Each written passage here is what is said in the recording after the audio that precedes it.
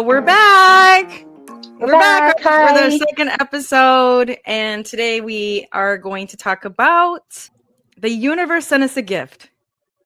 Yes, and when we were doing our last podcast, at the same exact time, while we were explaining what we had gone through with Ruby, she decided to get on Joe and Fran's show and pretty much validate everything we were saying, right? Yeah. You'd say, yeah, you it was that? crazy.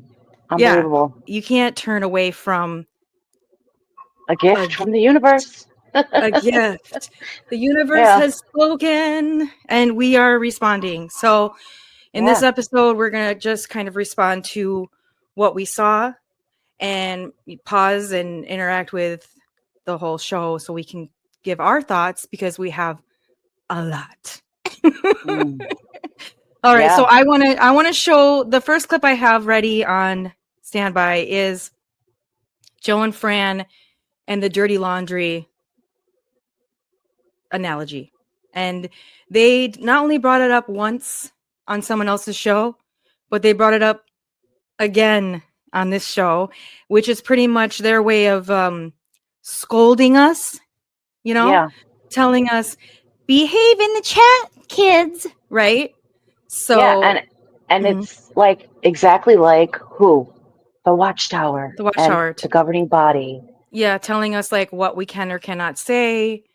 And how to behave. Also, right. And also I feel like only certain people are being scolded, like us, and everyone else is just okay to say whatever the hey they want. And it's like, no, that's not right. And so that's why we have our space now to speak our truth, right? So exactly. Let's get into it. Okay.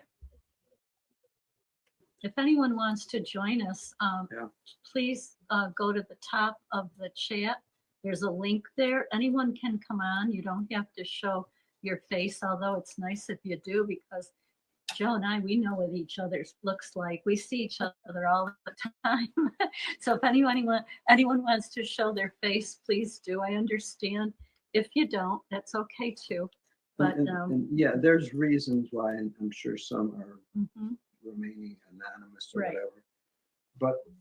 But yeah, Joe, you mean you think people are coming out of a cult and don't want to have people know who they are? They're PMOs? Yeah, there's a reason for that, right? Exactly. Understand too that effective communication is visible. It's hard to speak without seeing the subtle facial cues. I know this bothered you when he said this. When you were on the phone with Joe, he was pretty much over the top trying to get you to be like, oh, I'm so appreciative of you showing your face, right? And he was like really wanted to see your face and making you feel like that makes a difference in like your conversations, and it's so important to show your face, right? Which, I'm not going to say I don't agree with that completely. It is helpful to see people's facial expressions and things like that. But at the same time, you are in a community where people are afraid to show their face a lot of times. So for them to constantly encourage people to do that, I don't know. I guess if I was in the ExJW community, I would be questioning, like, why do you want me to show my face so bad? You see? Yeah. When you know that a lot of us just came out of a cult, and some of us are hiding from like our faces and don't want anyone to see. So that to me, is a little bit like it makes you wonder like why they say that a lot. It's not the first time they've said that. They've said it a few times. Right. Yeah. Well, when they called me. Right. And then when they called you also, that's where they brought up the chat. So that's how we know that they're referring to the dirty laundry in the chat conversation. Yeah. Is towards us. Because they were saying that, we really have to watch what's said in the chat. It's, we all have to be respectful, which, okay, we have to be respectful, but at the same time, there are things that need to be said, and we're not going to just shut up about our truth. Right. And so that's why we know that that's, they were referring to us. And the only reason we're bringing this up is because it was kind of infuriating when you're trying to move on from a situation and everyone's acting like, oh, everyone's moved on. See, like Ruby's moved on. Everything's fine, even though she blocked us from speaking Now Joe and Fran are like poking. Like they go on another person's podcast, bring up the chat, then they go on their podcast, bring up the chat, and it's like they're just poking. They were just concerned, I think, about what people were saying in their chat after everything was said and done, like wondering what had happened, and they didn't even know what was going on. They didn't even know what had happened, you know? Right. Which is fine, but at the same time, I doubt they contacted Ruby and Shawna and was like, "Hey, you know, they're only gonna scold you." I mean, they can't scold me because they don't have my number. Because you're smart. Well, like just, you know, a lot of people trust grandma and grandpa, but I just, you know, I think there's reasons to question things and not always be so trusting. Exactly. But okay, back to the clip. Let's see here. So this is where he actually does address the dirty laundry. As you can. Oh, just something about the chat that we noticed last week, that there was some problems in the chat, and we don't always watch the chat. Joe and I were trying to, you know, monitor this, but we have to be careful what we say in the chat. People take things the wrong way. People's feelings get hurt. But Joe had a really good illustration about laundry. Yeah, I mean, it goes way back. But when people used to hang their clothes, their clean clothes, wet, clean clothes on a line, a rope line outside the house. And it's a clothesline. Well, everybody got to see everybody's laundry. And apparently it was all clean. I mean, most you gotta assume it was all clean, because that's what you do. You clean your clothes and you put them on that clothesline, and boy, they see, wow, that's one hard working. If you use bleach, they'll be white. That's right. Oh, look how white those are. Mine don't come white like that. These are things that, you know, you grow up with. But at any rate, you get to see each other's personal things, all sorts of things. The tidy whitey stuff, plus the jeans, plus what you get to see everything. Yeah, it's like we get it, Joe. We understand. And why is it a problem? They weren't proud, you know. Everybody showed everybody else's. That was just life. Now, with modern communication, like this thing called chat, well, you're not visible. So it's almost as if you can be another sort of person and kind of get away with something. And you mean like Ruby? He's implying that we were being different people, somebody that we're not, and that is not true. Right. I am me. I am myself. This is how I express myself. Right. And I get what he's saying. Or in the chat. Right. And I get what he's saying. There are people like that. We call them keyboard warriors. There's other names, trolls, whatever. People that just spout off stuff and won't back up what they're saying, or are too coward to get on the screen and talk about things. But that is not us. We are who we are on the chat and in person. I think we're pretty nice people. Like, I don't feel like we're mean in one area and then fake in another area. Like, we are pretty, you know, solid. So, yeah, you're right. What he's saying applies to a lot of people, but the fact that he's talking about what happened with us, that's where it rubs me the wrong way. Because like you said, it's like he's saying we're doing that. Yeah, we're being different. Does this apply to Ruby? Does this apply to Shawna? Does this apply to everyone in the chat? Rebecca and all of them, everyone. Right, exactly. Chats. Because if you're not careful, wow, it will be so misunderstood that you'll scratch your head and wish you never ever entered in the chat, because you didn't see the person, you didn't see their face, they didn't see your face.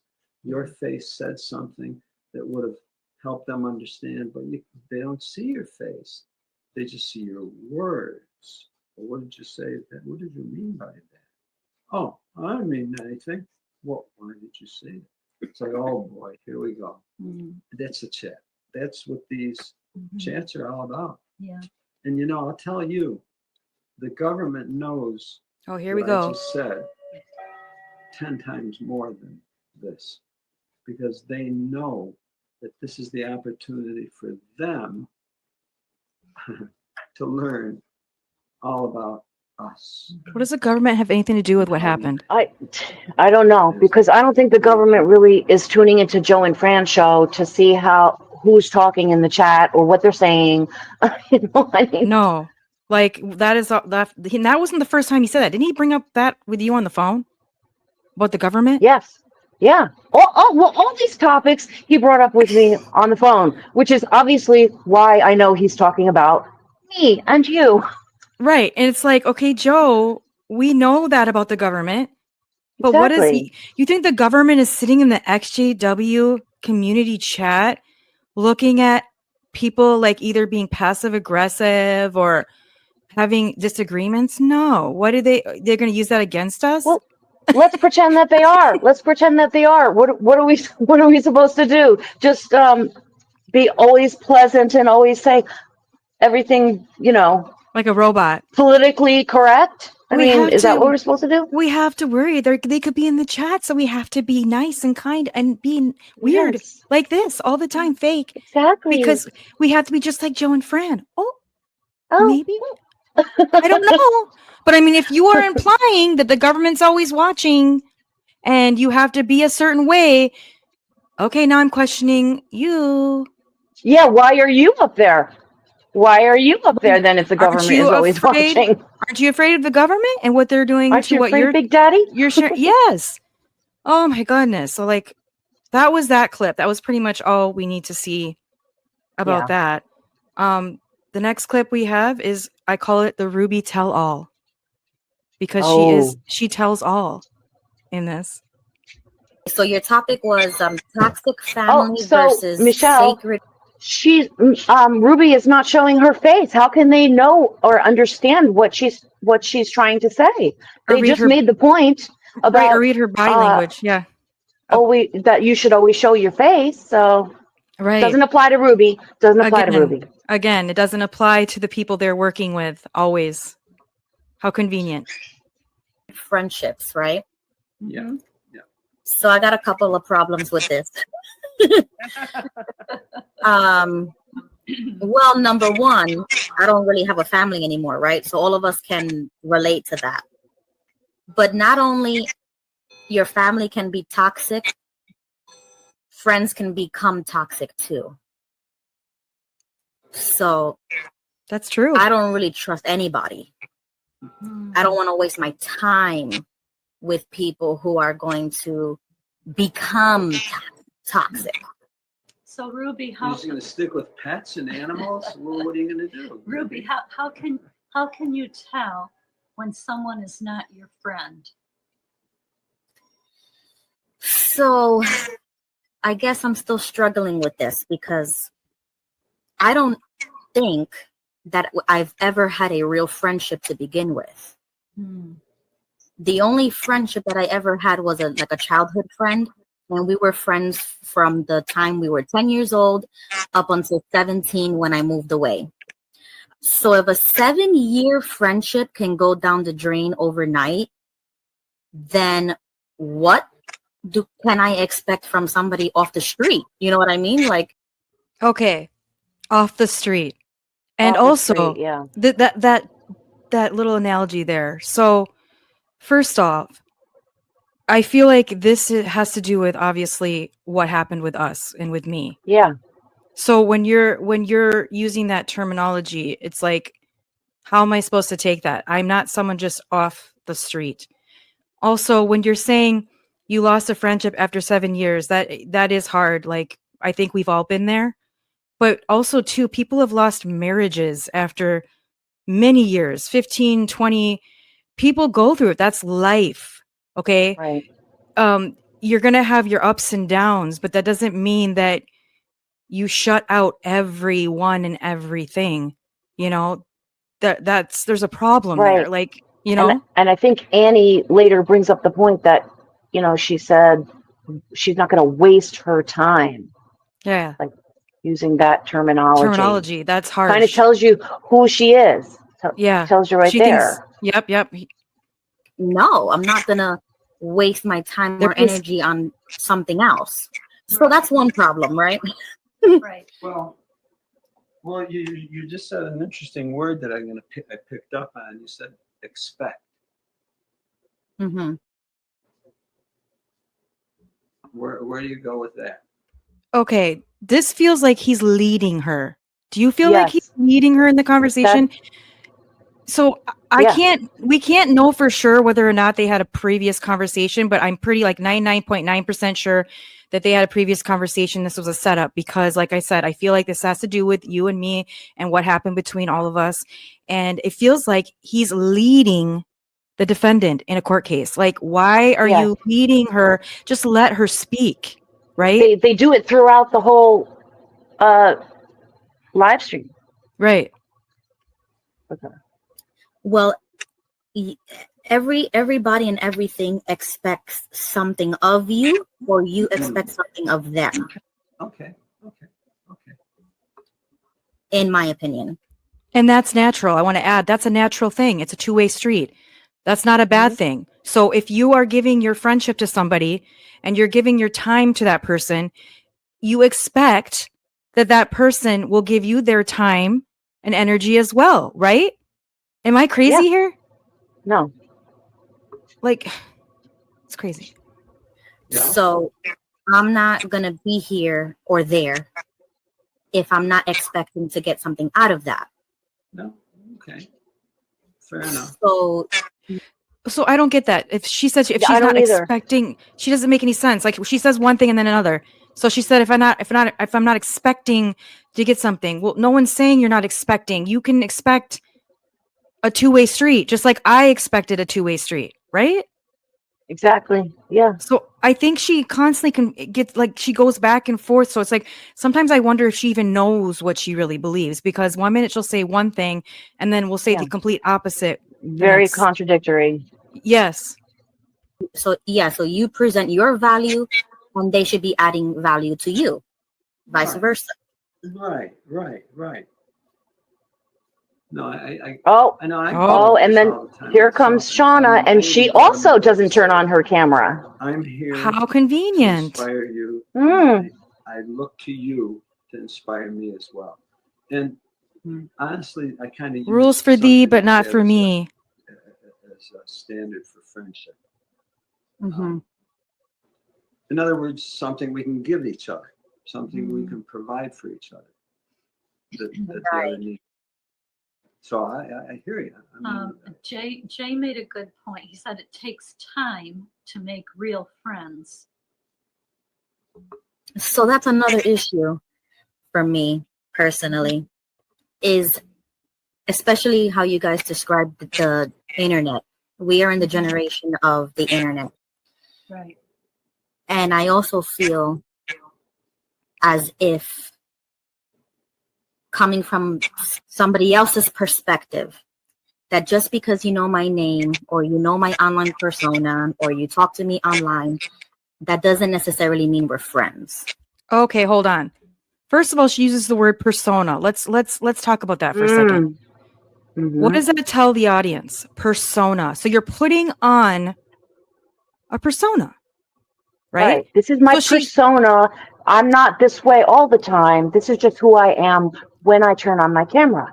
Right. So you're acting. So you have another persona when you're on, YouTube or wherever you are on the internet, right? But here's the thing also I want to address. She's talking about internet and how just because she's on the internet doesn't mean we don't know her. Look, she's not Kim Kardashian. Okay? This is not the same thing. Okay? It's not like she's up there and she has a show and people go, "Oh, I think I know this person cuz I watch her all the time." No. In my situation, we were talking all the time. We were on voice chat and video chat. It was like sometimes every day, with her and Tony, her cousin. So like for her to say that, "Oh, this is internet, we're living in the internet times," that's not the same situation. When you start to talk to someone on a regular basis and you share things with people and it's like a friendship or it feels like a friendship, It's not the same thing. But I get what she's saying. I mean, we don't know everything about each other. Of course, it takes time. Like Jay said, friendships Right. take time, right? You're forming that friendship when you engage with someone Right. And I feel like me and her, outside of YouTube. yeah, we were at the beginning of our friendship, but I felt very close with her because we were very close with conversations and having those conversations. And it felt like that's where she wanted to Yeah. go as well. So, like, I just feel like, wake up, lady. Yeah. You need to get off your high horse. That's not what's going on right now. That is not this situation. Sorry. Right. We're just mutuals Oh, at that best. word. At best, we're You know, mutual. we're just acquaintances because Yeah. we've never met in real life. So how can you call yourself, or how can I call you, a friend? Okay, Okay, I have to pause. stop you. Yeah. Because they need to change ExJW Friends website To to ExJW Mutuals or Mutuals. ExJW Acquaintances, because you're putting it out there right there. We are not friends. yes, you're not friends. You're just mutuals. You guys remember that when you're on the Discord hanging out with Ruby, she's just your mutual. She's not your friend. All of you, like she doesn't care. She doesn't want friends. She just wants a mutual, you know? And then also too, like, let me ask you this. What she just said, never met in real life. I'm going to ask you this. I've never met you in person. Right. Do you consider me a friend? Absolutely. I consider you a friend. Okay. So you can know people for years online and build friendships and not ever meet the person, or maybe down the road you meet the person, you know, in real life. I mean, I would love to meet you in real life one day and I'm planning on Yeah, it. me too. Right. But I'm not going to sit here and say because I've never met you in real life that you're not my friend. So Right. I guess everybody has different feelings and definitions about that, but I feel like if you talk to someone on the regular and you're sharing secrets, you're on the phone, I mean, that's pretty much a friend. Right, exactly. You're forming a friendship. Let's Right. call it what it really is. It's not Right. like do you pick up the phone and be like, oh, this girl is my mutual? Is that how she explains everyone that I don't know. It's very Right. strange. She's Are very Joe and Fran her mutuals, or are they her right. friends? Because she calls them Granny and Grampy. Yeah. And that's closer to me. I think if you call someone grandma or grandpa, that's closer than even what you would consider a friend. That's the family. Yeah, exactly. You see what I'm saying? So it's like, it's very confusing. She gives very confusing messaging to everybody involved. So it's not that hard to think that a person could be tricked or led to believe they're a friend or closer with someone like Ruby, because she has different personas. You know, how was I supposed to know that? You know, thank God I know now, but you know, at the time I didn't know. So she has her own definitions, it sounds like, of things, and she cherry picks how she wants a friendship to look or be, because it's very different than from what I've ever seen with anybody, even like multiple people. I've never heard anyone describe it like that, you know? Me either. It's very callous, very disconnected. So in other words, they're expecting you to be a friend. Right. Just because they know you. Right. Yeah, they're taking it for granted. Hi, Shawna. Did you want to say something? Yeah, I think that Ruby's hit on a few good points, but kind of the opposite. Like, people will have expectations of you, and you can have expectations of people, but I think that's where a lot of disappointment comes in, because I might be expecting something out of you. And so wait. You should not have any expectations of anyone around you ever, because it's going to be a disappointment. Yeah. Like, that's called seeing a glass half empty at all times. Like, wow, Shawna, it's like, does she even have friends herself? Because I can't imagine going through life with that mentality. You know, it's like, yeah, it's okay to have expectations. Everybody should have expectations and boundaries, and it's normal to feel that way, you know? And but beyond that, even too, you can look at it from the other side of, what exactly are you talking about? Like, what kind of expectations are you talking about? What did you think that was expected of you other than to be a friend? like Right. to Right. talk, to hang out with, maybe to watch the movies and stuff, and just to be friendly. Like, Right. there was no other expectation beyond that. It's not like anybody was asking her for anything. No. And like, even like when it comes to having each other's back, like I never asked Ruby to defend me when it came to Jake Altworldly. And it felt good. She felt like a friend in that moment when she was like, we were talking about on her show and she got really spicy and it felt like she was defending me. That Yeah. felt like a friend. And I feel like that's how I am too. Like if you're my friend and I feel like something is wrongly done to you, I'm going to back you as well. And I did it numerous times for Ruby as well. I always had her back, whether it was in chats or wherever. So it's like, that's also a friend thing to do, right? Have each other's back. Right. Exactly. So, talk about mixed messaging. Let's continue on to hear what wonderful advice my good wife has for the world. I am now disappointed when you don't do this thing. But you don't have to accept my expectations, number one, because that's my issue. They're my expectations. Nor do I have to accept yours. There are times, like if you sign up for a job or something like that, there are expectations. And if you don't meet them, then yes, you could lose your job. Right. But putting that on personal people and, and then you made a comment about friends. And I do agree with that because Wait, when she compares it to a job, She's comparing friendships to a job. yeah. So so I disagree. I think jobs have expectations. Yes, I agree with that, and so do friendships. And you're getting Friendships- paid, though. Right. There's expectations from friendships. You are expected to be a friend. If you are not a friend to a person, guess what? Just like you'll lose a job if you don't follow through, you'll lose a friend. Hello. Yeah, that's true. Yeah. It's the that same makes sense, thing. yep. So I don't know what she's talking about. If you treat someone like crap, they're not going to want to be your friend. Right. If you don't do your job, you lose your job. Same thing. I read a long time ago that during the course of our life, we're only going to have like maybe 2 or 3 close friends, true friends. That's exactly Everybody what I was- else, yeah. They say Everybody you know else who is an Okay. acquaintance. Wait. Yeah. Yeah, you say it. Go. I know you have Oh, something to say. no.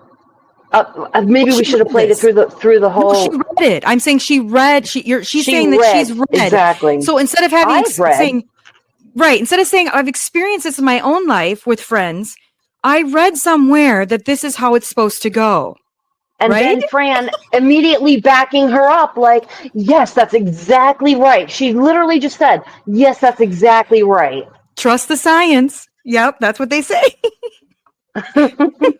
They say that you know who your friends are when you die.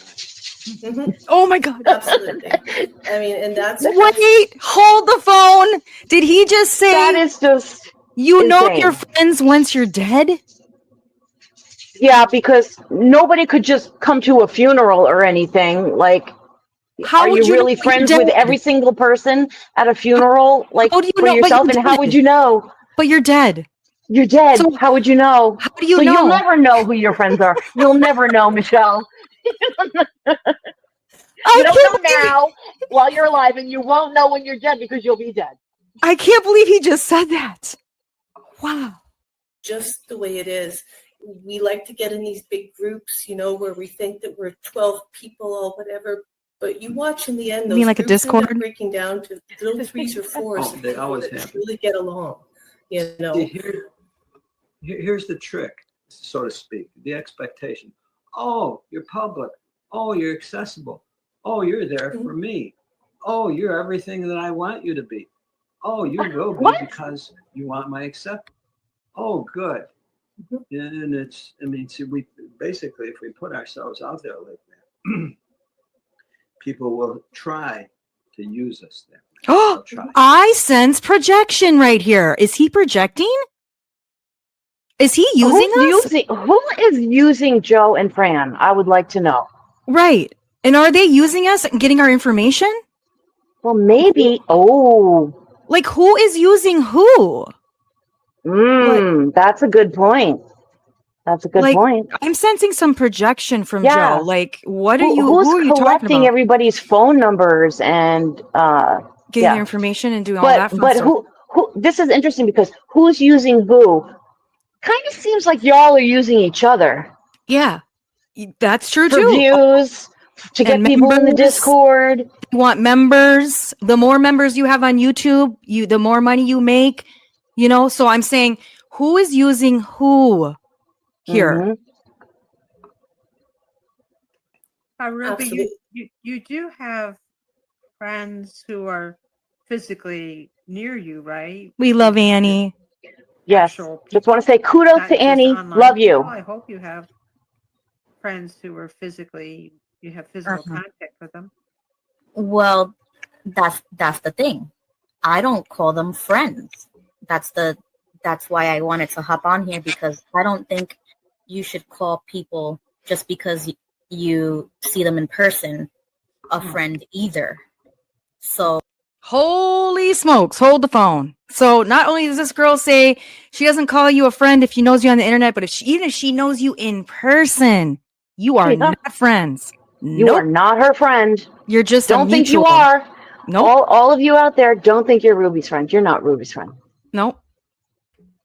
And this is just a personal issue. In my opinion, I think if I am in physical contact with somebody, they are also an acquaintance for a very long time. Like, just because we go to church together, or just because our kids hang out, or just because we meet on more than one occasion, doesn't mean you're my friend. Like, I have a problem with the word friend. Well, I have a problem with her bringing her children to meet up with people she doesn't consider friends. What is that? I would never have my children around anybody that I did not consider someone that's trustworthy enough to be a friend. I'm not just going to bring them anywhere.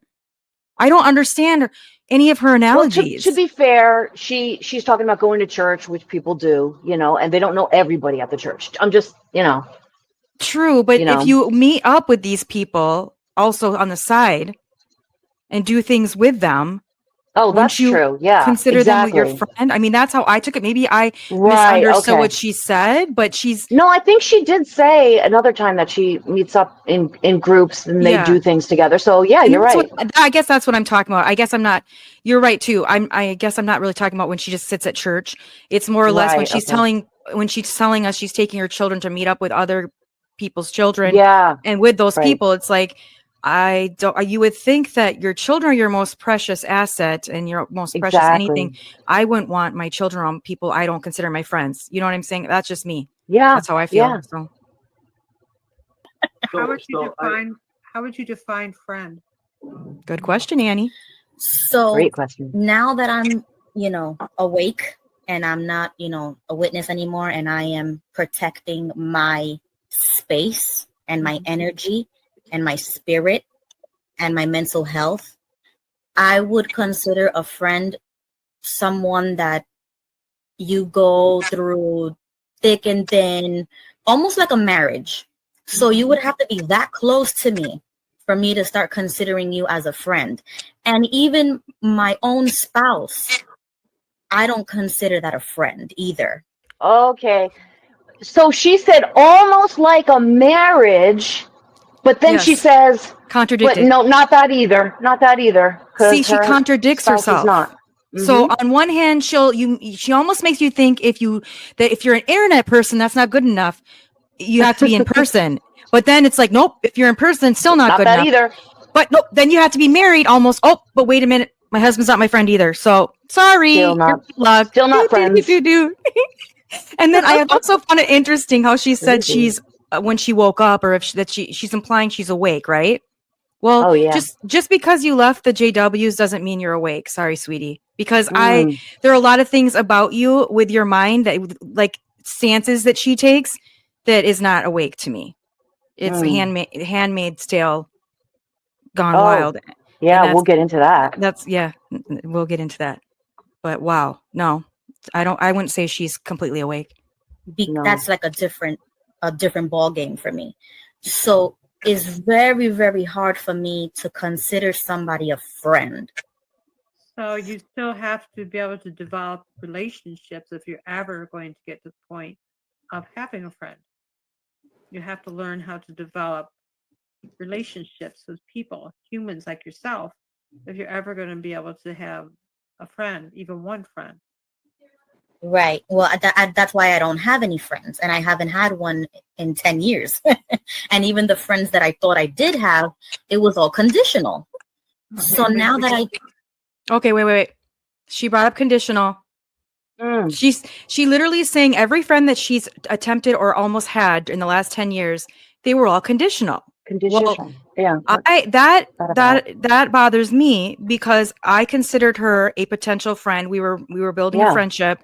So then I take that as she says it was conditional. And the only condition I had was to be treated with respect and to be treated like a friend. Like, it wasn't like I didn't have any crazy conditions. It was like, it's a two-way street. Like, Well, it if makes I'm you wonder, like Mhm. Joe kept on pressing before about expectations. Makes you wonder who's got all these expectations here? Seems to be Right. her. Exactly. Thank you. I'm sorry. I didn't mean to interrupt. I think, like, just as a worldly person here, I think that is worldly one of the person, most crazy things that org has done, and they've done it brilliantly, is to label everybody as a brother and a sister because of family expectations. I do Like, agree with that. exactly. Like, number one, no, your family, and I know I've spoken to a lot of you personally, and I've seen tons of comments. You know that nobody can mess you up or screw you over like your family has the ability to. right? You have a mother, and you expect her to love you and to care about you, and she doesn't, because she's off doing these expectations for the org. So you have nothing but disappointment, right? Because you're not getting what that is. I think really the trick of this is, it's like what I've told my girlfriends coming out of a bad relationship. You know, they're in a relationship for decades, and then all of a sudden that breaks up.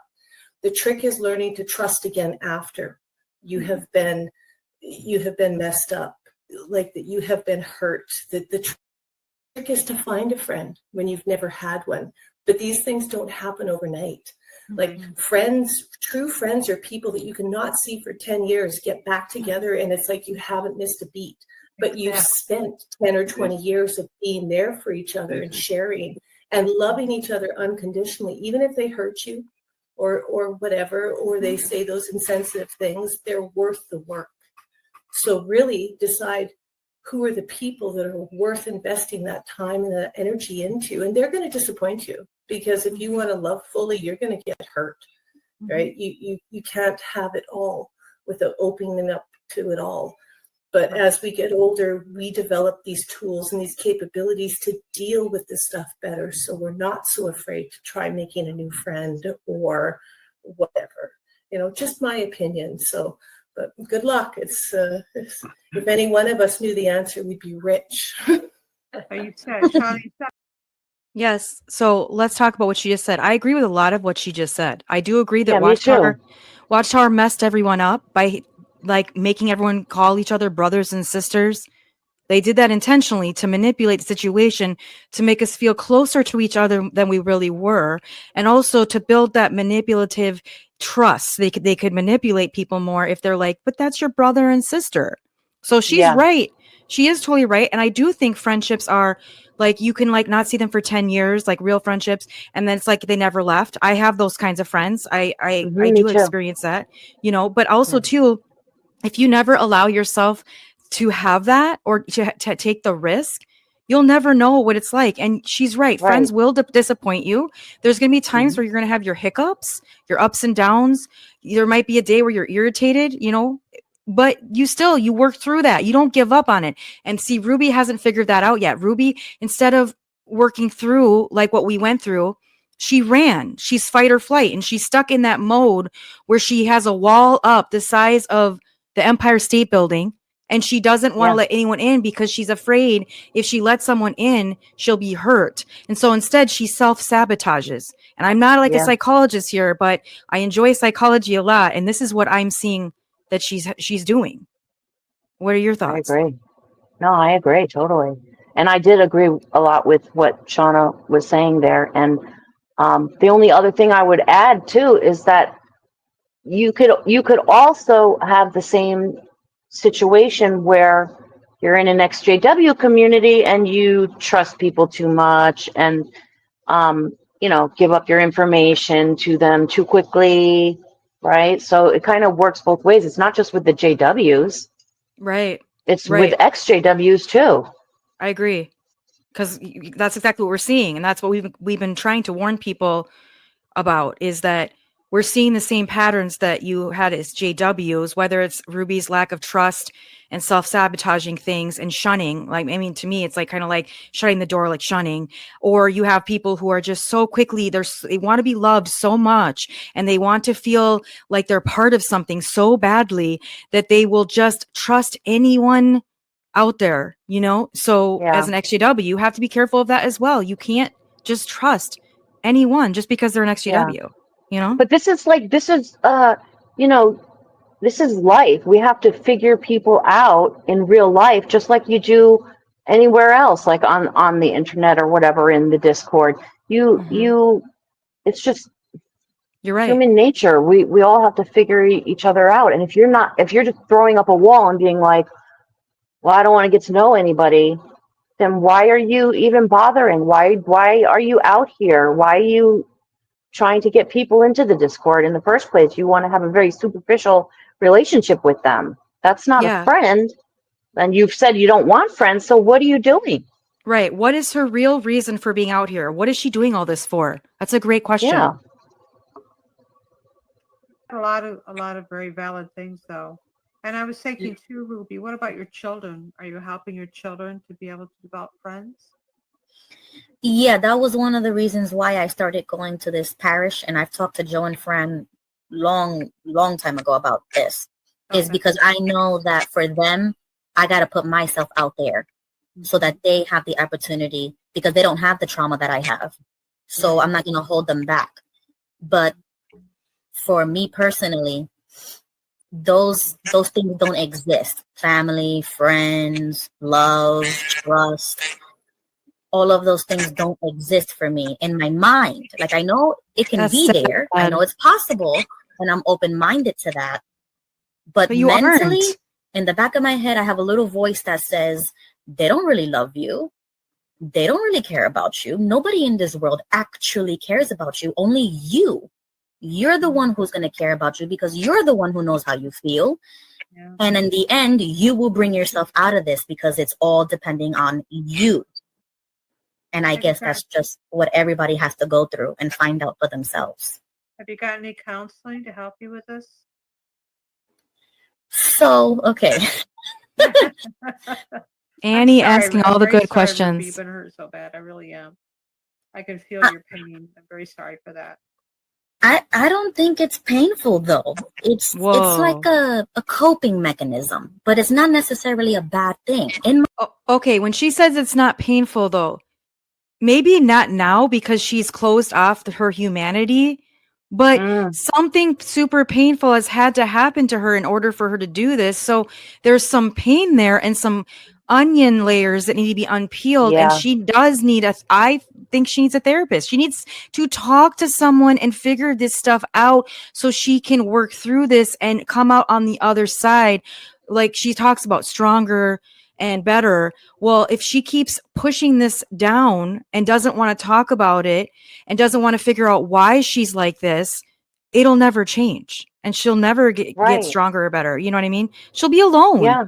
You know, and she'll be like, she'll be alone. That's what I was going to say. And she, you know, I mean, to hear her say that family and friends don't exist for her, that's really sad. Right. And the fact that doesn't cause her pain when she says that, it's either she's in severe denial or, like I said, her humanity, she has found a way to turn her humanity switch off. That's what I call it, a humanity switch. And she's turned it off, and she's stuck in this mode. She's disconnected. Yes. My opinion, I've kind of turned the negative connotation to that into a positive one, as in terms of, I am stronger now. I have confidence now. I am sure of myself now. I am not codependent anymore. So I've turned those things into a positive thing. Mm-hmm. But when I think about therapy, to me, it makes me giggle. Like I don't want to, okay, it might sound insensitive, but I don't think therapy is a good avenue for me. Because what you're doing in a therapy session is just venting all of those negativity things, and then you're gonna, in my mind, I feel like you're gonna end up in the same ditch you were to begin with, because you're bringing up all this old dirty laundry. Back to dirty laundry. No, Back to dirty laundry again. Yeah. but she's so wrong. It's not just about venting. You're not just sitting there going, boo hoo, me, boo hoo. It's almost like that's what she thinks it is. It's a sign of a weakness for her to go in and go, boo hoo, boo hoo. But that's not what it is. If you find a very good therapist, this person will walk you through your trauma and figure out why you are like that and what is holding you back. And you can heal. If you don't let yourself heal, you can't move on and you can't make friends. But Because you're according always to going to her, be there's nothing wrong there. That's the problem. However, I find it interesting that, a week later, she's announcing that they're going to have a therapist, well, not a therapist, but a life coach to in the do some Discord. kind of therapeutic interaction in the Discord. Right. So for a person who doesn't which believe is in it? Once again, yeah, once again, we've got conflicting information here. Like, it makes her giggle, and she doesn't believe in it, but she's doing it. Yeah, but she's like promoting it and things like that. If you don't believe in it, you know. I mean, I don't know personally. I don't know if it's for her or if it's just for everyone else, and then it's for everybody else except not for her. That's another Well, that situation. Like, seems to what's be good for her thee, message. Not for, not good yeah, for that me. seems to be a Yeah, recurring message is that she likes to yeah, tell everyone else things and then she does the opposite for herself. So, yeah. yeah. Yeah, but Agreed. a good therapist, the Q being good, knows how to help you to face your feelings, your fears, and process them and start to reconstruct. I mean, I'm not telling you what to do, of course, but the sad thing is you're missing out on the experience of being a human. And don't take offense to that. But seriously, don't take offense to that. No, that was funny actually, because I've been told this, and I understand where people come from when they say that, but in my opinion, I have been the strongest I've ever been without family and without friends. It's because I had to learn how to pull myself out of that codependency and become truly independent so that I can reach my goals, my dreams, whatever, because I don't have no baggage. I don't have nobody holding me back, and I can move fast. I can fast forward. Okay, let's address Wow. this. Yes. So she's laughing at this, which is sad. I don't think it's funny for her to No. it's like literally, are you a vampire? You have no humanity. Like, what is going on? There's no emotion. That's not something to be like laughing about whatsoever. And People are baggage. People are baggage. yes, and also she's saying in so many words that she doesn't feel like she has that anymore.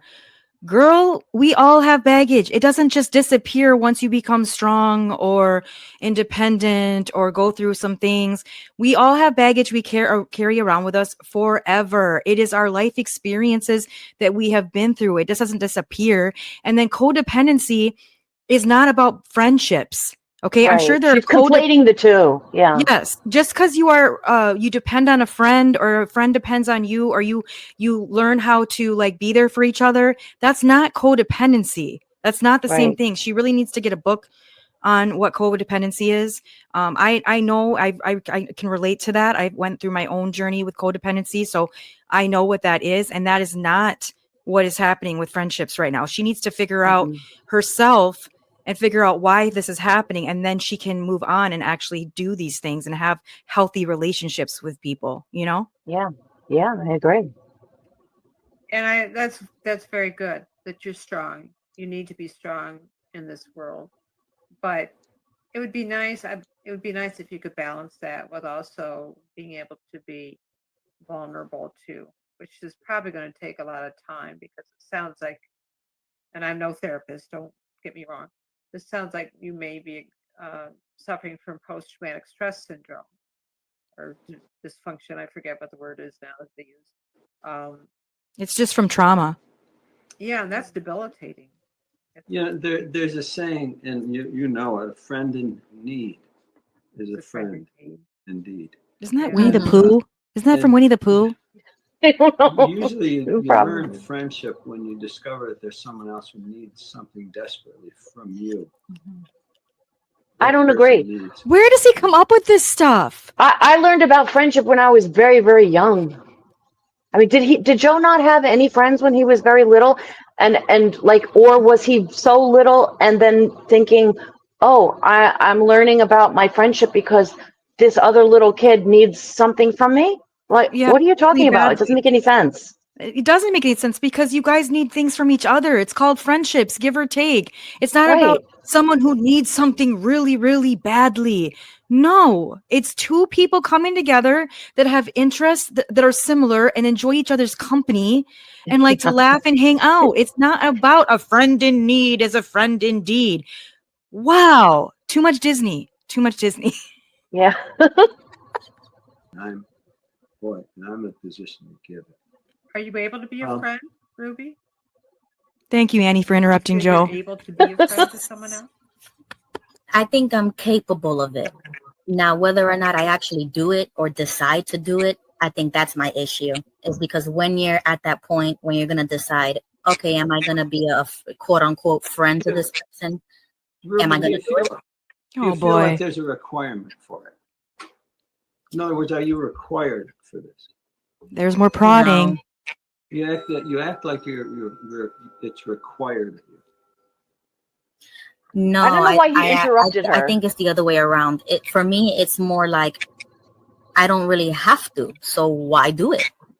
No, well, see, you just showed it. It sounds like there's some pressure on you to.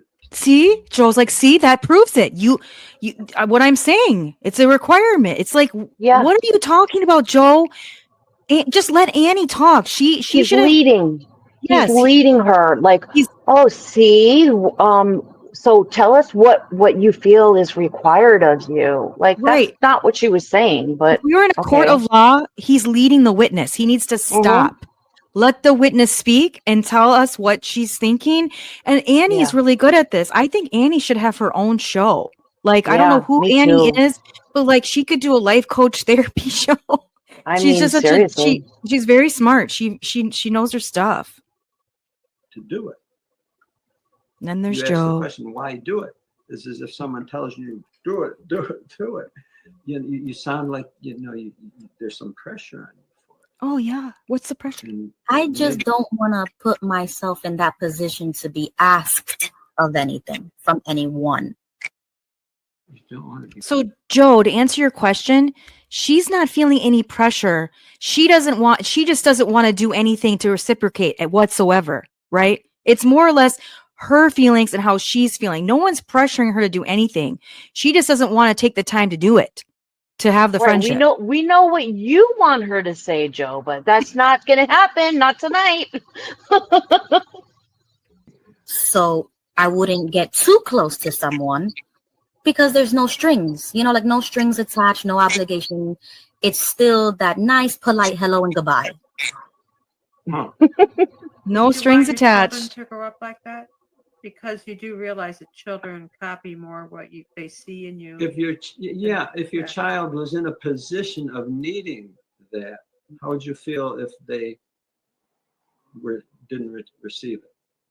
Sparky slab. That's a good point. I haven't thought about that because I kind of teach that verbally.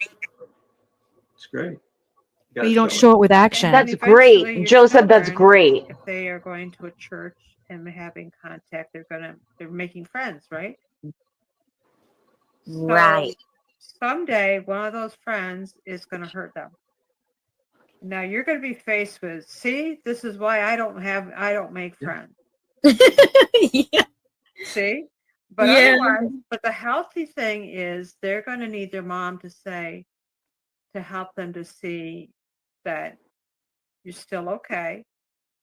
There's other people you're going to make friends with, and help them to have a healthy approach to that. Because otherwise they get shut down and build walls around themselves and end up going through life the way that you have. And I mean, maybe you have to decide whether you want that for your children or not. Because I know you love your kids. I've heard you speak about your children. And so your example is in front of them every day and how you react to things. So they're out in the world and they're going to make friends, and some friends are going to do them dirt, and others, they may have a very good friend that they will have years and years. So Right. But I think there's one there's one difference.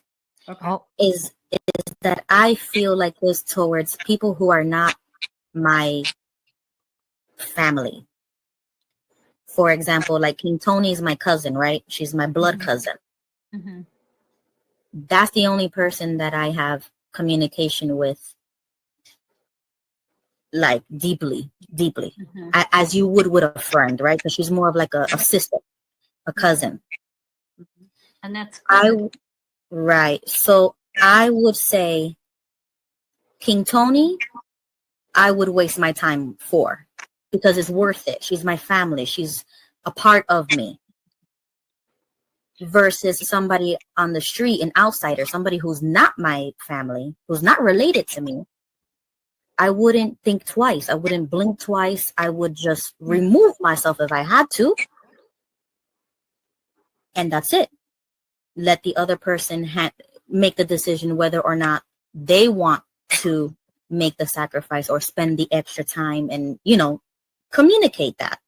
But I'm not going to go out of my way and waste my time, my energy, and exhaust my spirit over somebody who I'm not even related to. So I think that's... You weren't finished. Go ahead. Oh, no, I was just going to say that's the difference, is that I would value someone like King Tony or my dad over somebody I just met yesterday. Well, I was just Ruby, going to comment. that's a lot. So I It is a lot. understand where she's coming from. Obviously, Tony and her are close. I saw that from day one. And I had love for Tony as well. Like, we got real close with her as well. Yeah. So I get that. But the problem is, okay, what if something, God forbid, happens to Tony? Like, Mhm. you can't just rely on one person. Also, that's a lot of pressure on Tony. I mean, personally, like for Ruby only to have Tony as her support system. I mean, it's nice to have a few friends that if one, like, what if Tony's going through a hard time? Like, who are you going to lean on if Tony's going through something and she can't be there in that moment? Then what? Like, it's just a lot to put on one person, don't you think? Oh, Like, what are your absolutely. thoughts? And I think that, Ruby just gave us the requirement for who can be her friend. And it's, you have to have the same blood, literally. You have to have the same blood in your veins for her to Right. be your friend. I mean, we can't, for me, it's like, she doesn't even feel that way about her husband. So it's like, sorry, husband, you Right. don't have blood. So, I mean, if she feels that way about her husband, it's like, Well, and there's really no hope for any of us. doesn't she have any other relatives too? Like, how do they feel about her only Oh, being friends right. with Like her one of her cousins or relatives? something. Yeah. Yeah. Yeah, that's interesting too. Huh. I think she's all over the place, and I'm not sure if that's like if she's being upfront really, because I find that hard to believe. But okay, I mean, if that's really true, that's sad.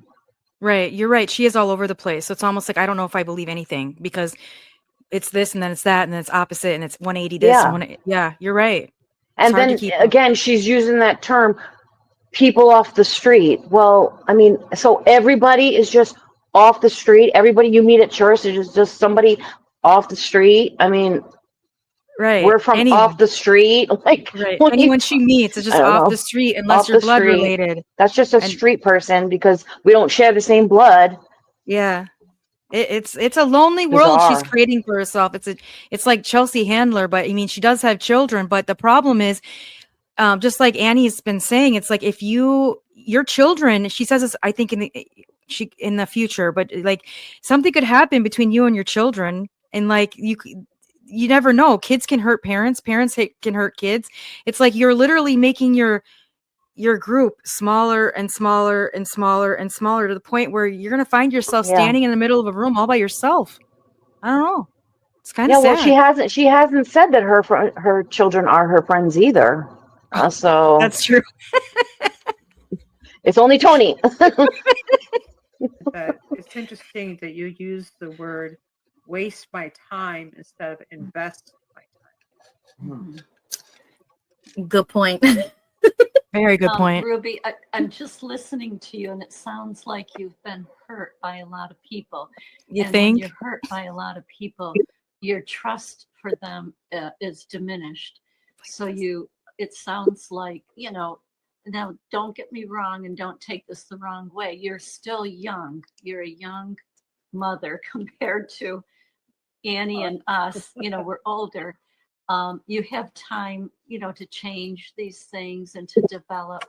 But I understand you've got your dad, you've got Tony. They're the ones that are there for you. They've got your back. And, acquaintances aren't always going to be there for you. So I understand. So, give yourself time. Don't feel pressured. I wanted to add this. I honestly did not know her dad was there for her. I didn't know that they were either. Yeah, I felt like from what she said, I didn't think he was a big part of her life. I mean, I know on other podcasts, I thought she said that he left when she was 8 or something, and maybe they've built somewhat of a relationship now, but like I don't know much about that. I'm kind of surprised by her saying that. I don't know. I didn't know that. I was not aware. So Joe said, sounds like you feel pressured to have friends. Could I just make one more comment to Ruby? Are you there? yes, so much pressure, Joe. We are pressuring her so badly. Oh, Be my friend. Be my friend. No. Hey, Ruby. Yes, hello. Hi. I know. How many children do you have? 3. 3 children. I have 1, so I can speak from experience on this.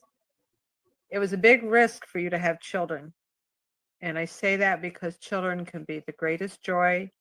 They can be the greatest heartache, but you did it anyway. You have 3 children, and I hope that they turn out beautiful and you're very happy with them. But the fact is, it's a risk. Everything in life is a risk, but you did it. And I'm sure you loved your children, and you're doing, I know from I've listened to you in the past, you're working very, very hard in raising them. But they may hurt you one day. That's the fact. It's just life. it's being human. We hurt each other sometimes. Yeah, no, Yeah. I get that. I think because of them, I had to move out of those comfort zones and become better intentionally on purpose because I had to. But when I sit by myself, I'm like, if it wasn't for them, I wouldn't be doing half of the things I'm doing.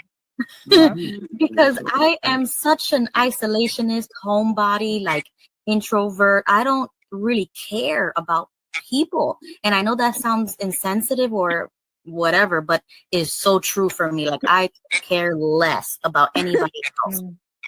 And Okay, Wow. I want everyone to really take that in. Like, she does not care about people. She just doesn't. So when you are hanging with Ruby online, just keep that in mind. That should be a quote. No. When you're hanging out with Ruby online, just keep that in mind. Yeah.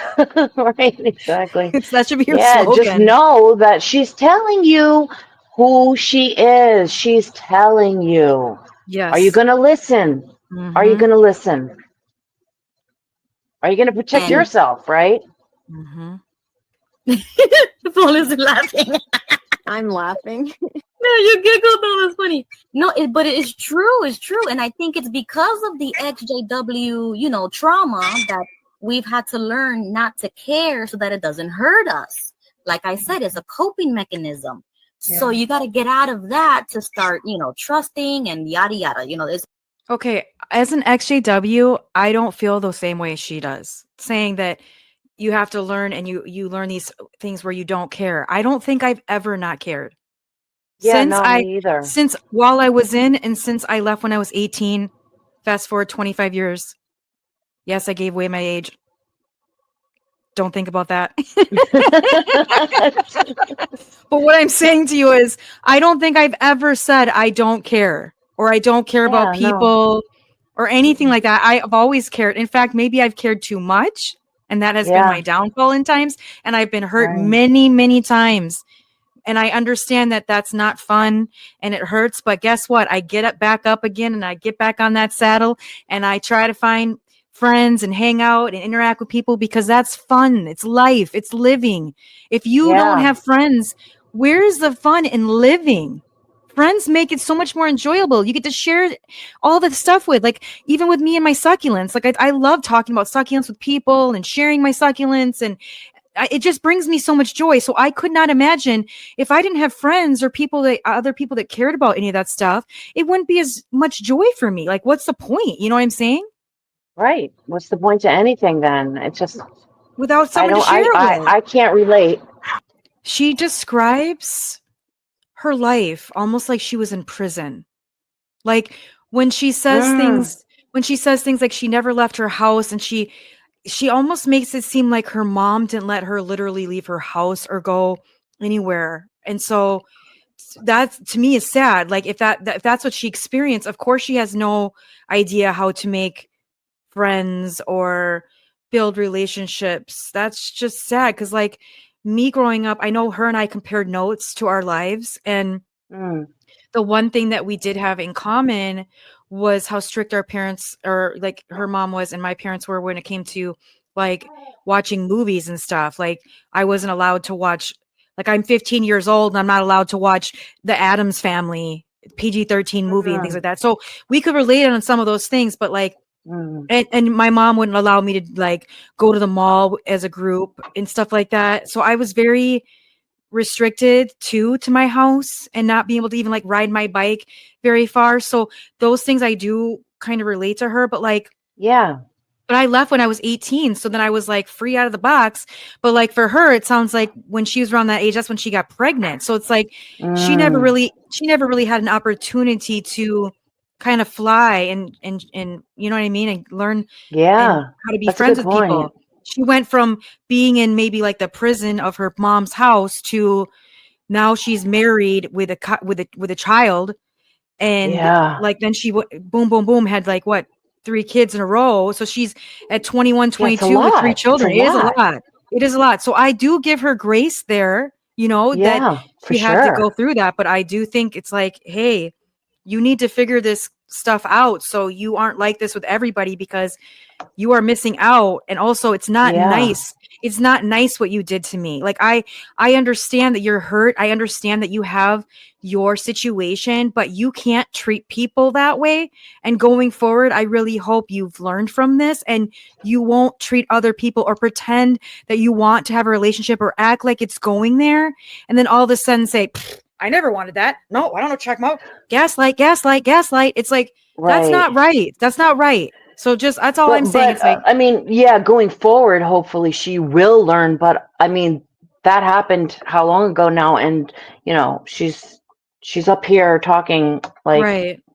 Well, like yeah, Fran said, she's young. Annie, I agree with that. She's yeah, still yeah, really young. She has her whole life and lots of time to change it around and be a better right, person and be a friend to somebody. And I hope one day she makes an amazing, amazing friends with other people, you know, and then yeah, she's able to show her children. I agree with Annie. Like your kids see everything. So hopefully they'll be able to see you build relationships, and also like having a good relationship with your husband. I hope one day you consider your husband a friend. yeah, That's just sad. Like yeah, that you're not with, you know what I mean? Like, because your kids see that as well. So all around, I hope she figures it out. You know, yep, if she's not going to do it for yeah, herself, at least do it for absolutely, her children. You know? yeah, totally, Talk to people or go outside my house. So now that I'm actually doing it, now I'm thinking in those terms now. And then from here on, forward, I think it's going to take time to do that in real life.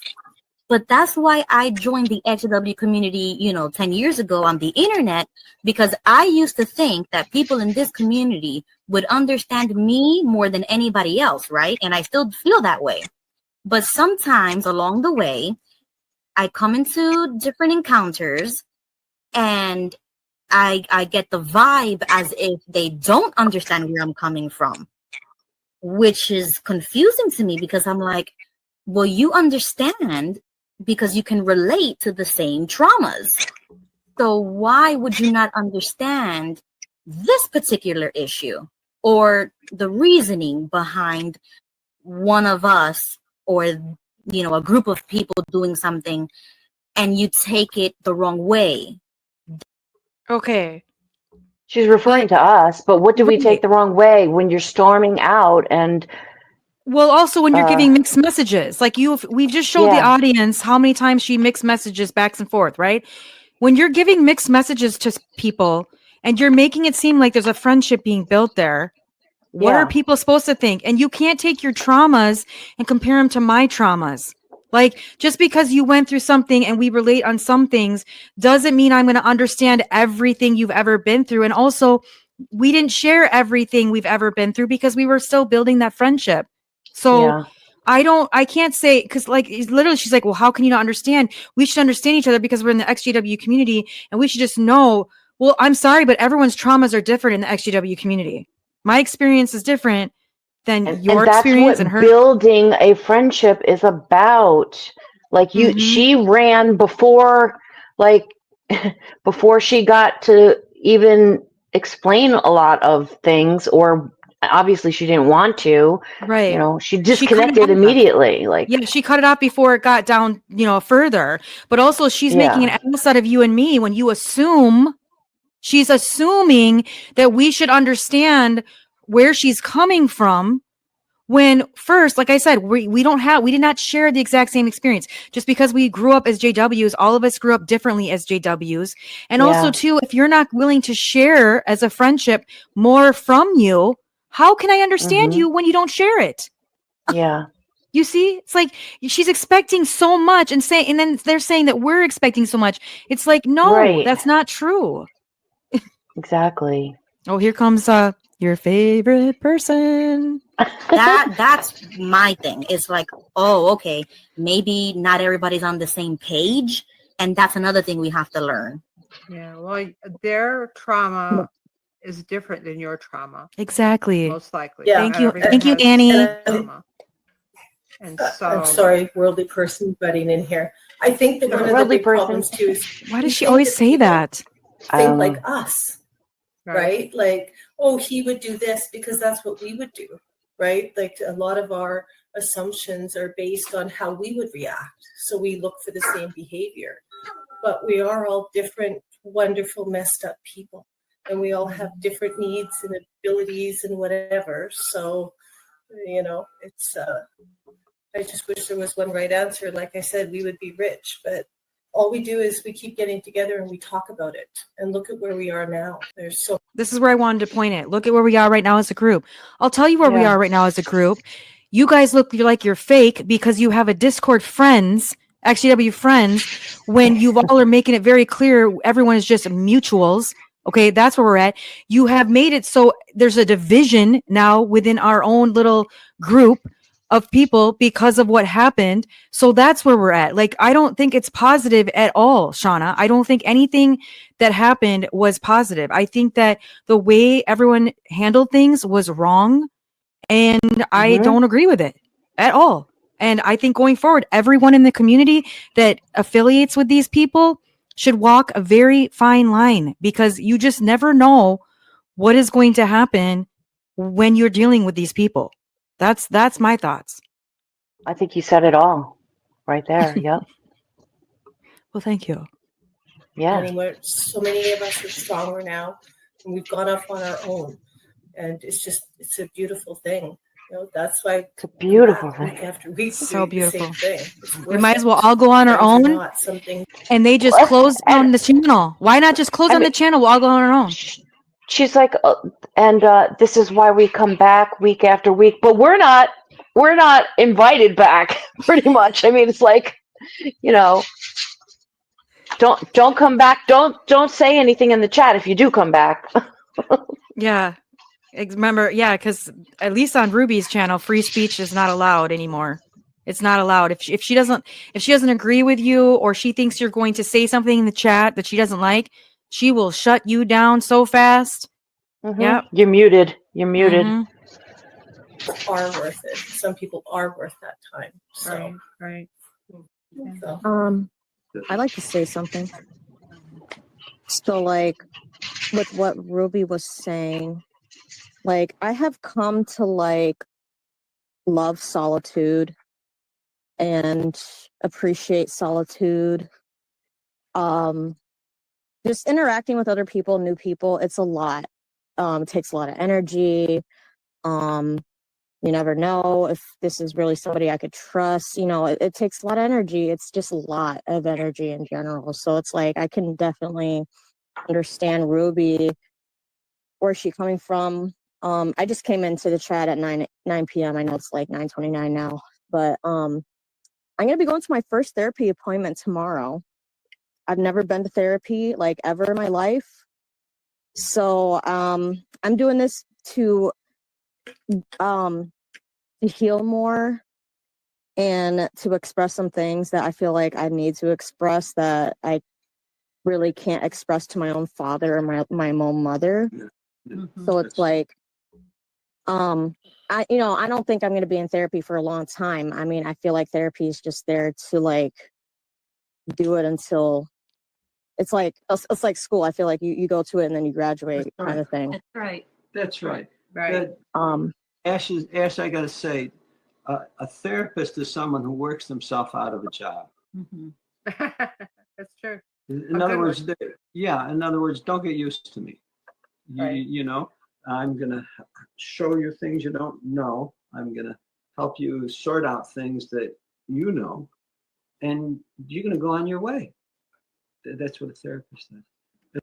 I do agree with them there with therapists. I feel like therapists, I've gone to therapy throughout my lifetime, and you go for when you need it and you learn from it, you grow from it, you heal in that moment, and then you don't need it anymore. Right. Right. And also, I feel like friends come into your reason or into your life for a reason. There are friends you're going to come across all throughout your lifetime. And some friends are just there temporarily to get you through something. And some friends are there for life. But I feel like friends are like therapists too. They get you through.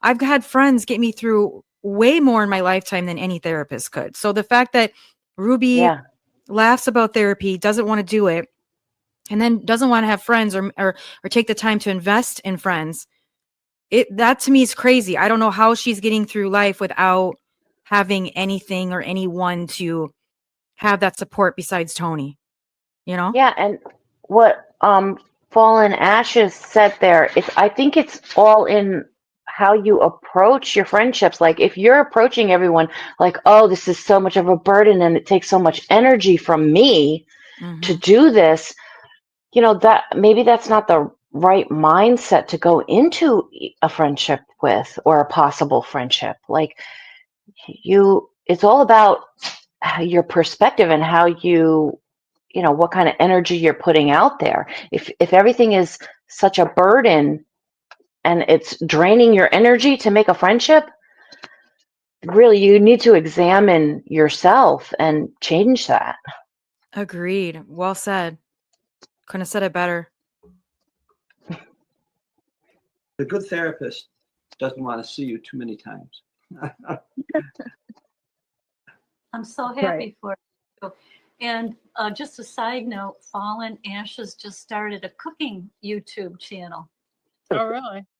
Yeah. I mean, I still haven't posted it yet, but I did post it on Instagram. Okay, going. Wow, And, Fallen. That's amazing, Fallen. You got to become a Sazon sister now, because me and King Tony do our cooking series too. Don't do it. We call ourselves Sazon sisters. Sazon. Don't fall for it. You see what I'm saying? Like, oh, I don't want to have friends. I don't want to waste my time with friends. And then 2 seconds later, you should be a Sazon sister with me and Tony. Yeah. Like, mixed messaging. Yeah. What is that? I mean, she doesn't want to be your friend, but she wants to invite you into this Sazon Sisters thing what does that mean for her? Like, what should she expect, right? Like, we're talking Mhm. about expectations. So what should she expect from that? Should she expect Right. that you're going to try to be her friend? Kind of Right. sounds like it. It's a trap. It's a trap. It's Don't Ruby. do it. It's Ruby setting the trap. Don't fall for it. Sounds like a Yeah, spice. it is. It is. It's a Hispanic Yeah. brand. Uh-huh. You know, I have a comment to your comment just now. I think that's the problem with me, is because I don't care about their impression of me. Mhm. That's number one. Then number two is I know I am not emotionally available to be a friend. So I never There it would put is. myself too far out Again. so that somebody would say, "Oh yeah, she's my friend." Like, no, what? I'm not your friend.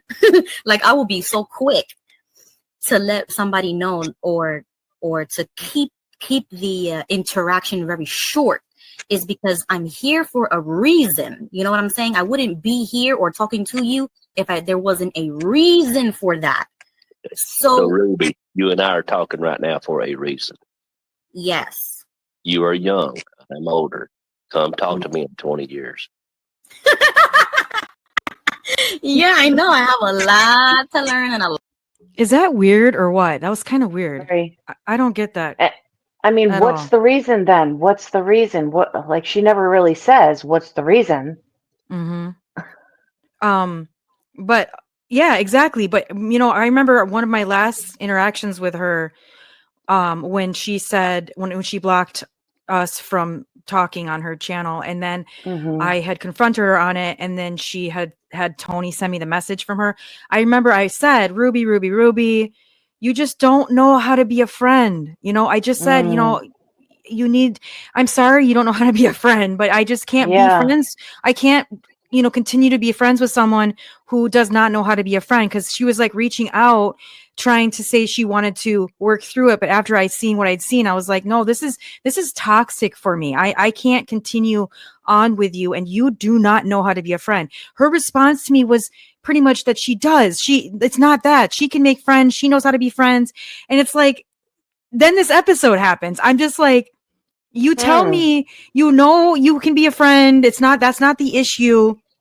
And then you come on here and say, you don't know how to be a friend. You don't want to be a friend. It's like, Yeah. again, it's so much all over the place, contradictory messaging. Yeah.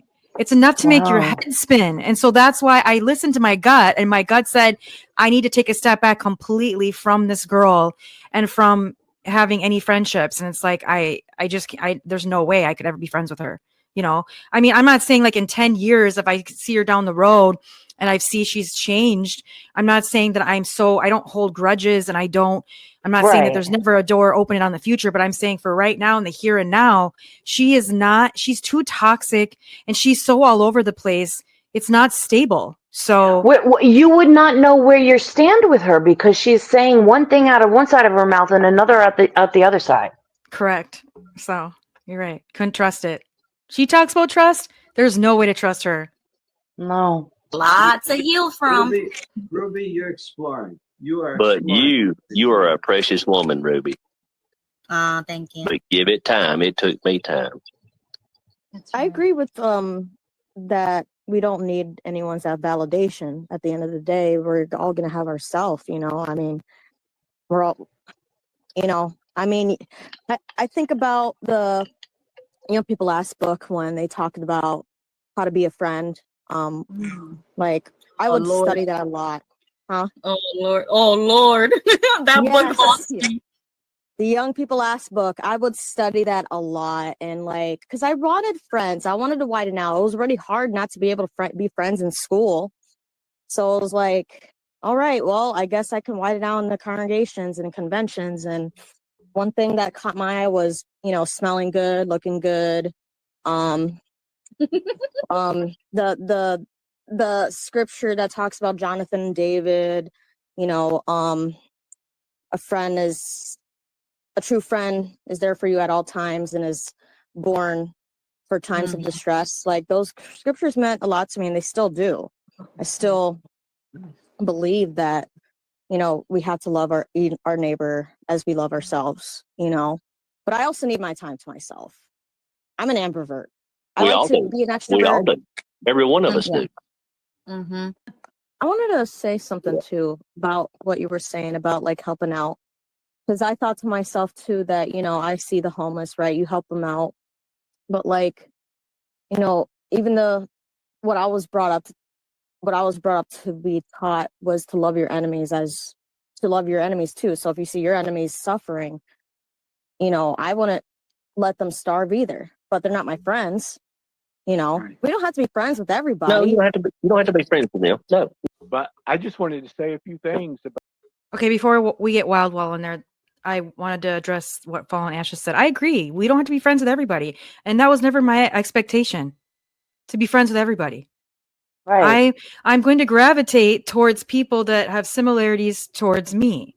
Of, you know, like me. Mhm. Like I've told you this before, like one of the things that got brought up that I want to address that I never addressed in the last video was how I think Ruby and Tony had this misconception that the reason why the falling out happened was because they're passionate, or they have passionate voices, or they're Oh Latina yeah. or whatever. But I'm a very passionate person. I mean, that's one thing Mhm. that gravitated towards them to me, is that I actually appreciate respect. I have no issues with bluntness or anything like that. That was not why what happened. It was the fact that in the Mm-mm. moment, the embarrassment in front of a person we didn't know, they felt like they were attacking you. So I'm watching, in my mind, I'm watching two friends go at it, even though you were calm as a cucumber. Okay. So I'm watching them attack you. And then I had a really rough week after we left the ExJW Discord. It was very emotional and tumultuous, and it just, enough was enough. And it was upsetting, the whole situation. It wasn't they were Yeah. talking necessarily passionate. It was also the fact that after Mm. that happened, and I realized, whoa, like I was having a moment, that then I realized they were the kinds of friends that don't care if you have a moment or if you have an issue. So that's what kind of did it for me. I was like, there's no empathy there. They don't care. And I choose to have friends that are similar to me. And I feel Yeah. like I deserve a good friendship. You know what I You mean? do. So Yeah. I put out there like the golden rule. What I want back is what I give. So it's not, I'm not expecting anyone to give me anything that I'm not going to give back in return times Right. 100. You know, I'm going to give as much and give my all. And if I'm not seeing that back, I have every right to be like, nope, I can't be friends with you. You know? And we've also heard Ruby say several times now that she does not care, and that she will cut it off and disappear fast. You know, so are you listening? Is everyone listening? Right. If she gets uncomfortable, even in the slightest, it's like you're cut off, and she doesn't want to talk to you. Like if you try to get her on the Mm-mm. phone, she doesn't want to have a conversation. She doesn't have time for it. So that whole illusion that she's acting like, oh, this conversation could have happened privately or whatever, that's a lie. I'm going to reiterate that, because that's not true, because there were plenty of times I would want to get on the phone with her to clarify things, and she just doesn't want to. So, and that's her choice. She has every right to do that, but Right. she also needs to be honest about that and say, no, I didn't want to get on the phone, or I don't really want to talk to these people, or I have no desire to put in the time, because that's the truth. You don't want to invest the Yeah. time, and I would respect you more. Just like she says she respects Ron Pomo, which is crazy, for telling her Yeah. that he don't like her. Well, I would respect her more if she got in front of the ExJW community like she did on this thing, on this show, and just be real and say, hey, like, I don't want to invest the time. I didn't want to invest the time in talking to Michelle. I was done. I really didn't care about our friendship, and leave it at that. I would respect her more, to be honest, and act like, oh, we could have talked behind the scenes, and why'd Yeah. you put this Right. publicly? Yes. Right. So, Exactly. And that's what she's doing here. Like she's literally putting it out there, like, this is who I am. I do not care about people. mhm. She said, I do not care about people. Straight up. Yep. About what it had been touched on the comments there about, and even Fallen had mentioned about if we just show love to those that is our friends. Basically, that's the scripture in Bible, right? And Luke, where it says, Yeah. if we love only those loving us, of what benefit is it I was going to quote that. Today's my preaching. Now I'm getting time in. but he says, for even sinners love those who love them. And if you do good to those who do good to you, what benefit is that to you? For even sinners do the same. So the point I was really getting at is just showing that Joe knows this. Me and him talked about Stoicism before. The Stoics, their philosophy is so much like the Bible back in the day. All through history, it's been handed down. It's like you do this to people for your benefit, not just theirs. It's like it's so easy to get offensive at somebody. But if you do like what Sparky was saying, just say, well, what kind of day did they have? What would make them feel this way? Then you can kind of have empathy then, and that helps you out. That helps you sleep at night. It helps your heart. There's been many scientific studies on this. You're able to sleep better at night. Put it all on them. If they don't want to be friends with you or show love, it's totally the ball's in their court. That is so fitting what he's saying, what I just said. Like, Yeah. if maybe someone's having a bad day, that's just it. You were trying to tell them, maybe Michelle's upset, maybe there's a lot going on right now, and Yeah. you're supposed to show empathy in those situations, not go the opposite, run and don't just even address it or act like you care about the person. And that is the issue that I had, and and how I saw that. So Wildwall, he's hitting points here that I completely agree with. And I wanted to have him in here because a lot of the things he says here at the end truly touched me and made me feel like, wow, like I hope that, he understands that he needs to guard his heart because, well, let's keep watching because this is crazy. You've done everything you can do on your end. But I would like to say this about Ruby. It depends on what you consider the word friend to mean. I think you do have friends, maybe not BFFs, best friends forever, that you're working on. But how would you describe those of us when you invite us over to watch a movie after this show, usually at 10?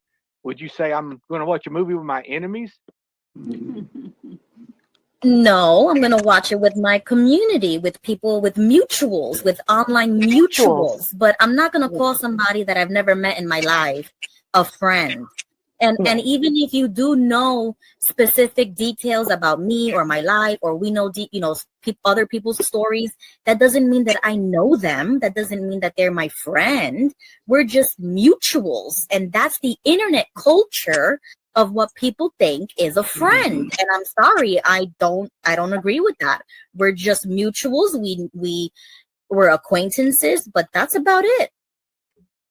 Ouch.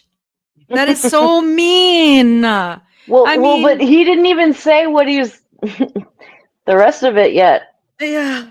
But wow, just to address she's saying, like you said earlier, then you should call your ExJW friends Discord ExJW mutuals. And Joe and Fran should call their website ExJW mutuals because you are literally confusing people. And I also feel like you all are very aware that friends is a term that people are endeared to. So it's almost like it looks like you're manipulating using the word friend so people feel comfortable to come into your Discord thinking, oh, we're here to be friends and to make friends. And then you got Ruby, one of the people who's running that Discord, who's like, no, we're not friends. We're never going to be friends. So like, what are you guys doing over there? You know? And poor Wildwall. Well, Wildwall, I consider you a friend. I think you're a sweet person. I see you all the time, and I think he would be considered a friend. He truly cares. I mean, he even came on that night when we were talking to Ruby on the live, and he really cared. Remember? He was there with us with Linda. So it's like that's what friends do. You know, I don't need to know everything about him. He doesn't need to know everything about us, but you can tell he cares. You can still be friends. And he's genuine. Yes, exactly. Absolutely. Yeah, I agree with that too, because there's a level of trust when it comes down to like a person that you just meet. And yeah, they're friendly, but they're also an acquaintance. And it's like, even when you play The Sims on the PS4, like it takes time for the Sims to get to know each other and to actually be friends. Right. Good point, Fallen. Okay. Now I just wanted to make a quick comment to Becky. Earlier she said something to the effect of, oh, like, now I know, I'll try not to trigger you. Well, I'm not afraid of that because I don't think anything like quote unquote triggers me. Because the way I look at it is, if my own family can do what they did to us, right?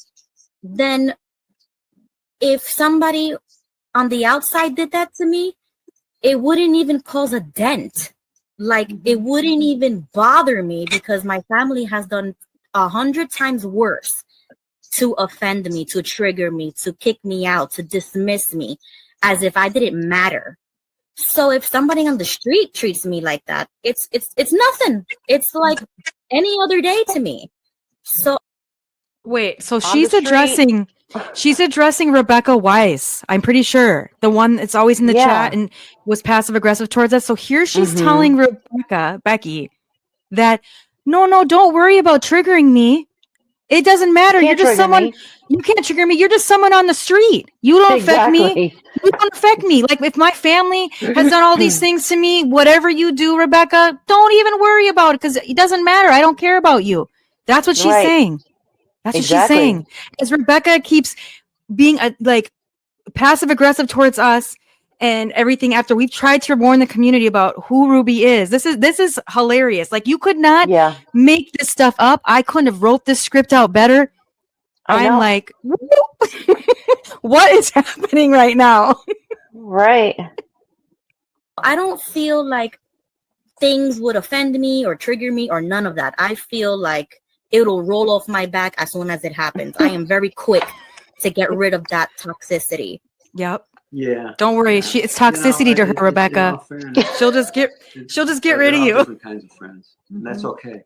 That is okay because there's so many different people in the world, and well, they all count one way or the other. They all count, just like you count.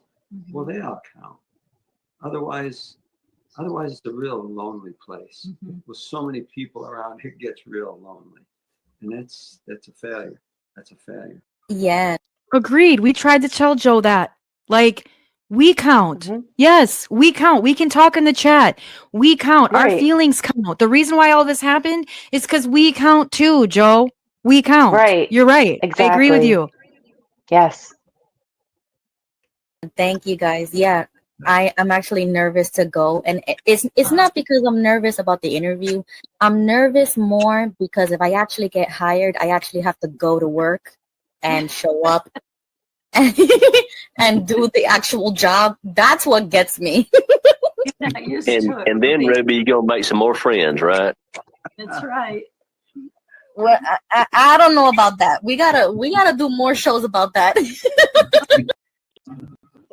And they did. They did a part 2 podcast. Okay. First of all, there's something about the part 2 that I want to address, but I want to address her getting a job. So she talks about her job, that she's getting a job, right? And Yeah. I think that's great that Ruby's getting a job. My issue is, again, more double standards. In all her shows, she talks about women should stay home with their small children or their children and work in the home and be a homemaker, Handmaid's Right. Tale, do Mhm. whatever to support the husband. And yet here she is. How dare she go get a job?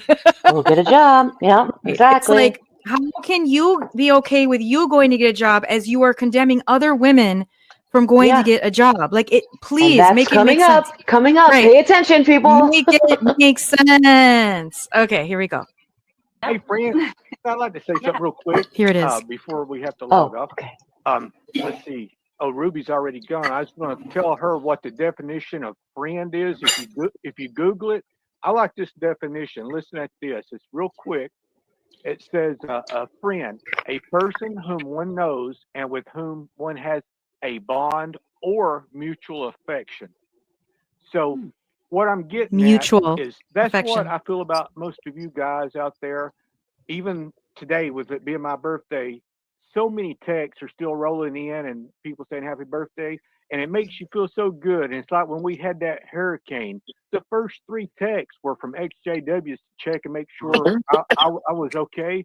So that's why I would describe these people as friends. They cared enough to check on me, to see what was That's right. going on. And it sticks with you your whole life.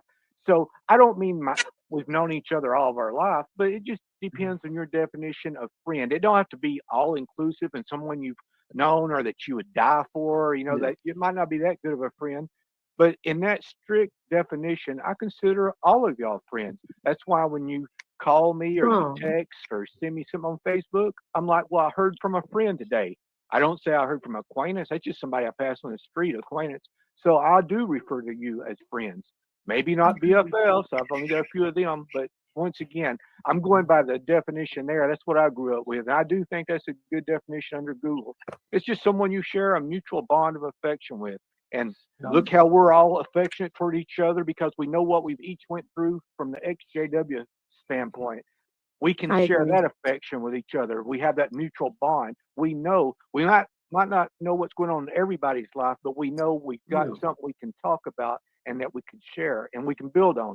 So in that sense, that's another way I consider you all friends. But I'll leave it at that because I know it's getting close to signing off time. And love all y'all. I've got to get going. Like, see, I love to be friendly and everything. It's just I'm a single woman, a solo woman who's also disabled. And not everybody is your friend, No. But Great. I see That's everyone great. on here. I see everyone on here as someone that I can potentially trust and be friendly with and everything. And I love everyone on here. I do. So she was very careful with her wording.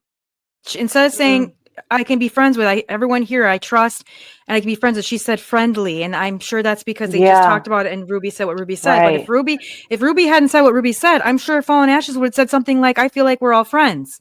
We're friends here. We can trust each other, But they've made this so weird with this whole conversation. It's really not that complex, right? I mean, friendship, it's really not that. It's much more simple than, you don't need to make it all that. Right. Exactly. And I want to address the part 2 real quick because they did a part 2 and we're not going to cover that video. I don't want to do it. But I do want to say they did a part 2 Friends video, and it felt like a damage control. It almost felt like a PR situation because I feel like they realized how bad Ruby looked and how I think she in her mind and in their minds they thought that she would come on and speak this and it would come off like people understand and this, that, and the other, but it made her come off cold-hearted, stone cold, right? No empathy. So they come, and then so this next episode, part 2, Tony and her get on the stage and it's almost like they're looking for sympathy. And I know one thing that bothers you, if my memory serves me correct, is how they act like, oh, well, we were raised this way. Well, we all were raised as Jehovah's Witnesses. So it's like, and we all have trauma. All of us have trauma. Right. So that is, to me, no excuse to do the things that you have done and going forward. Like the other thing too that bothered me was how she said, oh, it was almost like she changed her tune. She could make friends, she can have friends, but she has high standards for friends. So it's like, okay, so now you're changing your tune. You're saying you can make friends. So now are you implying that I'm not a high standard friend? Because from where I'm sitting, I'm a high quality friend. I have a lot of qualities and good things to share, just like you do. And also she made it seem like she wants friends that she can learn from, mentor with. They can learn from her and vice versa in a two-way street. And she brings up like homeschooling, all this stuff. And it's like, okay, wait a minute. Let's look at me. I have 3 sons I've raised. Okay. They're very good. They're very good adults, men, kids, like they're very good people. I homeschool my youngest. I mean, there's lots that me and Ruby could have, helped each other with or whatever. So when she says she's looking for people, that's like a slap in the face. It's like, what are you even talking about? You know what I'm saying? Right. Exactly. It's like she was saying, I have these qualifications and you don't meet them. I didn't meet those standards. Right. And it's like, no, let's be real. That's not what happened. That's not what happened at all. You just didn't like that we called you out for who you really are. And that was probably embarrassing for you. And Mhm. that's also why you shut off your chat and did not want us to speak. And that's also why you Right. shut off the old chat and didn't let people to see the replay, because there's a lot of Yep. things in there that's damning that we said about you, and you don't like that. You like to Right. be in control, and that's fine, Mm. but you're not deceiving a lot of people. There are people that are waking up to who you are, Ruby. And Yeah. we're going to continue on as we see things. We will share, and we will share our own opinions on it, because this is a free country and free speech, and we do care about free speech. So, Right. Nobody's going to shut us up. I mean, No. we're done with Watchtower. We're done with the governing body. So we don't need a ExJW governing body. Exactly. So we're going to do another section to this video because it ran a little long, and that will go along with this video. And you'll have to watch that next to see what else we have to say, because there's a lot of things that we want to share that's very enlightening that I don't think people are aware of about Ruby Quinn. And we're just going to share that with you. So you know who you're supporting, and you can't say, I didn't know, because now you will know. And there's no ignorance in that, right? You can't claim you didn't know. Absolutely. So, all right. Yep. Well, that's a wrap on this one. Okay. You'll find the enchanted neighborhood of Christopher's childhood.